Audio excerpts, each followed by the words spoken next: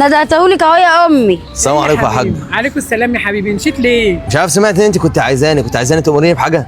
كنت عايزاه. ايه ما خدتش الفطيره ليه؟ عشان كل ده البيع عشان معايا يعني 5 جنيه. يا ستي ياه. خلاص انت هتفضحيني. رضا مسكت من 5 جنيه ايه؟ ربنا. مش عايزها خالص. رضا من ربنا يا حبيبي، ربنا يكرمك يا حبيبي. خد الله يرزقك يا الفطيرة رب. ايه؟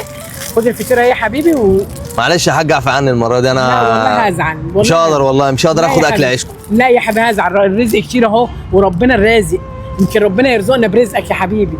ربنا يرزقك يا رب من واسع. يا رب. السلام. بقول لك ايه خد بقى يا عم ال 5 جنيه بتاعتك اهي. لا، الفطيره دي أنا ما هديه بحبش مننا آكل حاجة ليك. ببلاش، لا ربنا مش خلقني ببلاش. كده. ابقى يا عم هات لنا خلاص حقها. طب ارجع الفطيره لا ابقى هات لنا اخدها حقها. وامشي؟ ابقى هات لنا حقها. لا والنبي عشان خاطر خليها عندي المره دي. اختك قالت لك خدها خلاص. ابقى هات لنا حقها. يلا حبيبي ربنا يرزقك ويسهل لنا. الله يا رب. يرزقك. سلام يا استاذه. اسمك ايه؟ نور. ماشي، شكرا يا حاج. السلام مع عليكم. السلامه يا حبيبي. الصداق ده واد غلبان قوي. باين عليه طيب قوي ياما والله. باين سايب عليه عليا ناس. سايب عليا والله. يا عيني ربنا يرزقك يا ابني، يا رب وسع رزقك يا رب. مش يا احسن رب. من اخوكي. يلا، اللي رمينا يلا رمية غني، الكلاب دي. غني بقى. مش اخوكي اللي رمينا رمية الكلاب دي.